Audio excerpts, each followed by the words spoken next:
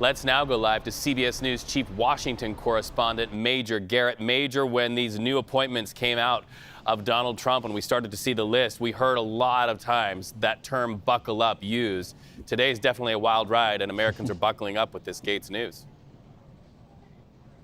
Sure, and I think Matt Gaetz, this was the inevitable conclusion. I was up on Capitol Hill earlier this week, and I met with several Republican senators who privately told me they did not see any way at all, no matter how much political capital President-elect Trump invested in Matt Gaetz, that he would win confirmation. They told me that there were 7 to 8, based on their nose count, at least 7 to 8 Republican senators who were adamant against Matt Gaetz, which was more than enough. And they thought if it ever came to a vote on the floor, those 7 and 8 would probably double, meaning others would see, oh, he was going to be defeated. I don't want to be supporting Matt Gaetz. So they did not see any path for this to happen. What they did see was a nominee who had so much baggage, personal and professional, that basically should, under any normal set of circumstances, meaning non-Trump circumstances, and these are Senate Republicans saying this, not me, would have disqualified Gaetz from consideration as a nominee in the first place. That didn't happen. So this is a short-lived effort by President-elect Trump to shock the system and see if the system can be so shocked by the election results as to basically obey without any pushback.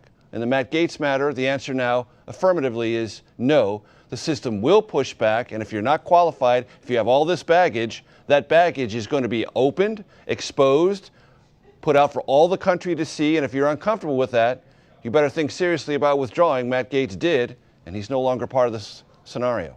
Well, and Major, that leads me to my next question, because today we know Pete Hegseth is doing largely the same thing that Matt Gaetz was doing with lawmakers and meeting there. Are we expecting to see more scrutiny on Pete Hegseth now that we're starting to see that reporting out of Monterey, California? Absolutely. And Pete Hegseth has other basic qualification issues. He doesn't have any experience in the Pentagon at all. He doesn't have any large management experience whatsoever. And anyone who knows anything about the Secretary of Defense knows that's a position in which you have to have some sense of what the Pentagon does, how it goes about its business, and how not to trip over things or be blindsided. Pete Hegseth doesn't bring any of those skills to the job at all, nor does he have any people around him that senators believe he could call upon to assist him in that regard.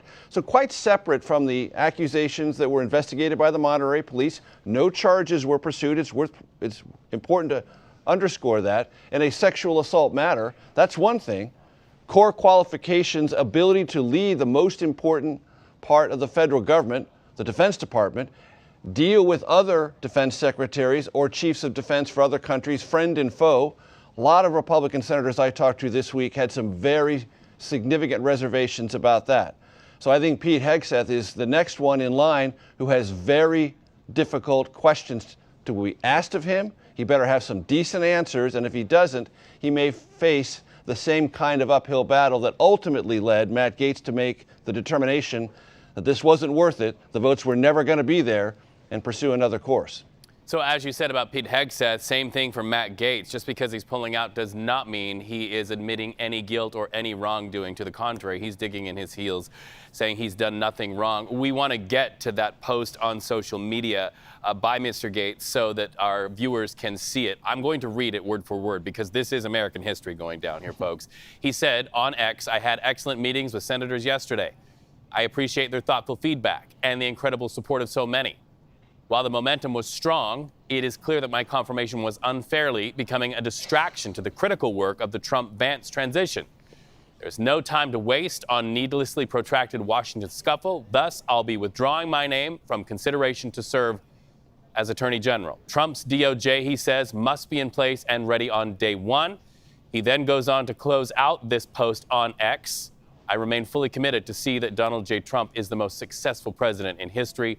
I will forever be honored that President Trump nominated me to lead the Department of Justice, and I'm certain, as he puts it, he will save America." He says momentum was strong. Are we buying that, given your communications with lawmakers? Look, politicians can say whatever they want about whatever they perceive. If the momentum were strong, he would still be in this. He's not. He knows the momentum was not strong in any measurable way. He may have interpreted that. He may have gotten some feedback that wasn't as negative as he had been braced for, but that's immaterial.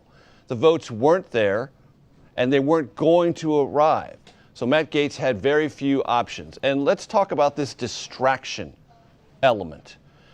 What was distracting for Senate Republicans was this suggestion of a nomination for Matt Gaetz in the first place. Remember, here's what Matt Gaetz has basically on the record has said is true about his conduct as a member of Congress. He routinely attended parties in Florida, one in the Bahamas, and a trip to New York, in which women who were barely over the age of consent, with his knowledge, were being paid for sex, and drugs were routinely, illegal drugs were routinely present. Those are not facts in dispute. And for the first time in American history, a president-elect said, you know what? That background qualifies you to be the next Attorney General of the United States. Ladies and gentlemen, that was the distraction.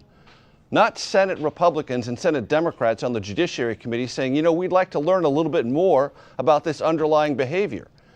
That's not the distracting part. The underlying behavior, to put it mildly, is the distracting part. Major Garrett in Washington, a great conversation. We appreciate you so much. We hope to see you back here very soon on CBS News 24/7.